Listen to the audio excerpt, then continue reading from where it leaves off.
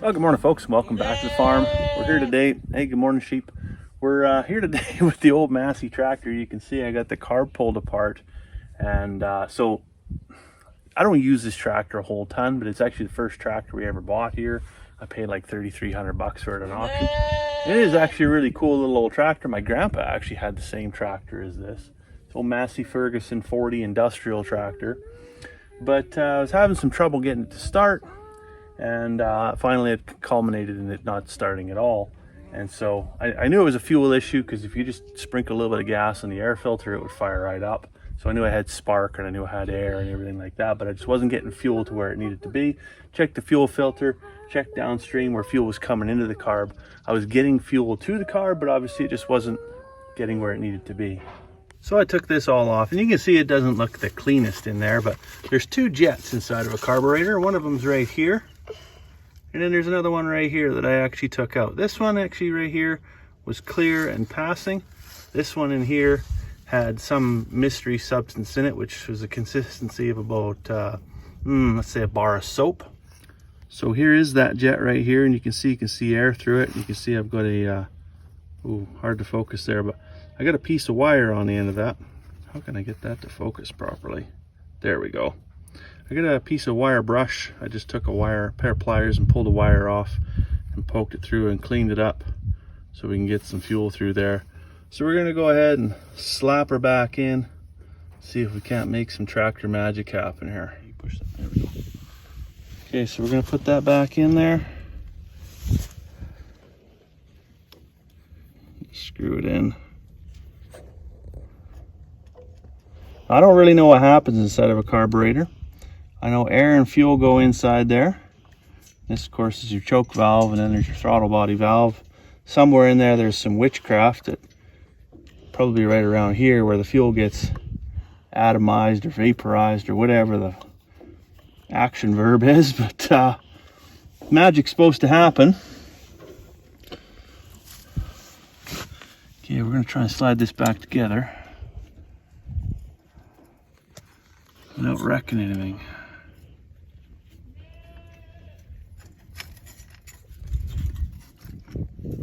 Why do you not want to wreck anything?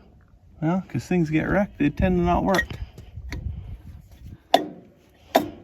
There we go. Okay, you can stop. All right, so we got everything back together here, I think. I don't have any spare parts, so I think everything's put back together. I've been kind of dreading this job because, I mean, you think it's just a simple carb, you just pull it off, but it's really like the way Massey Ferguson built this and the way the good Lord made me with large hands and small spaces, it's not really an easy job to do. Although it's a simple job, it's not an easy job to do, if that makes any sense. Anyways, it looks the way it looked before I took it apart, I think.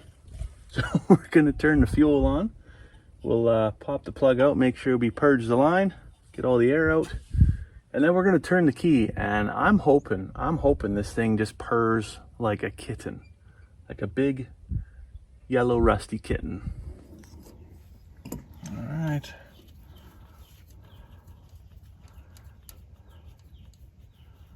Let's make sure we get some fuel coming here.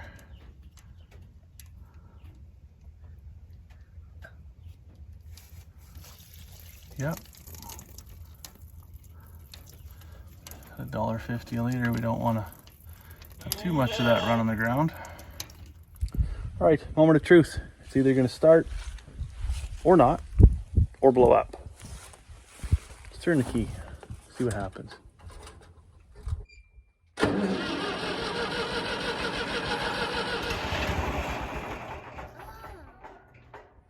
It's kind of funny when it fired there. It almost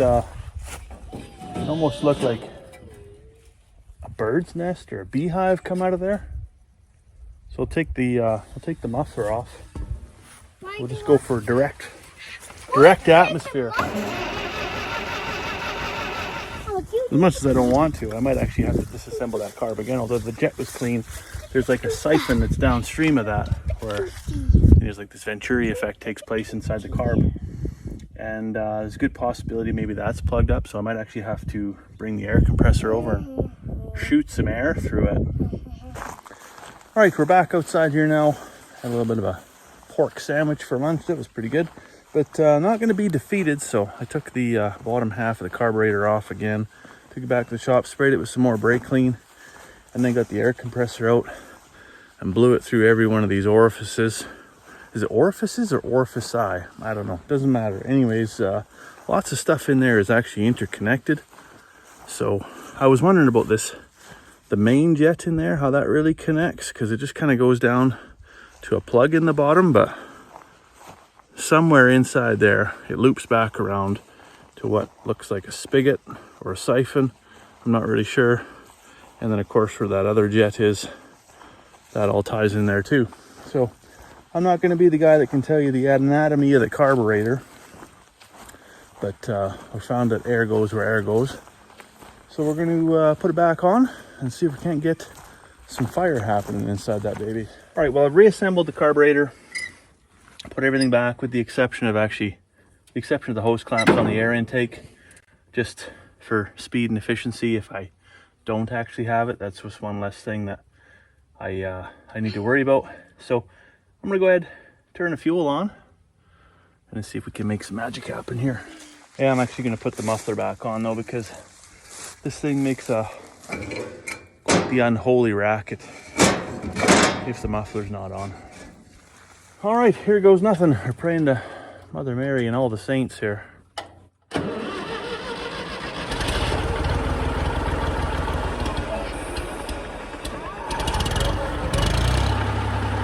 look at that.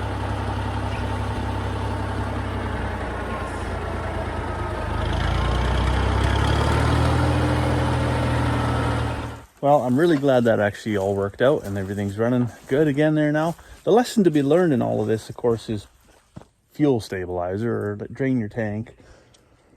Run something through your carb or whatever that's got stabilized fuel or fuel system cleaner, carb cleaner in it at the end of the season, because I parked this thing, well, it hasn't ran all year, right? I parked this thing last fall right here, and whatever, I mean, the gasoline we get now is like 10% ethanol. 10% ethanol. The ethanol is not a fuel thing. It's not actually a combustion thing. It's a environmentally friendly thing. They add it there so that the fuel that's in there burns cleaner. But unfortunately, what that does is it causes the fuel to essentially decompose quicker, break down quicker, and ethanol, when it breaks down, forms this gummy, well, I mean, like you see, it's almost like a bar of soap. It's a very gummy, waxy type of substance that plugs everything right up. So nothing that a wire brush and 2 cans of brake clean can't fix after you tear it all apart. But I know for sure I got some of this, what is this called? Sea foam right here. I think that's going to be the ticket, what we're going to be shoving in there on the go forward to keep everything clean and flowing.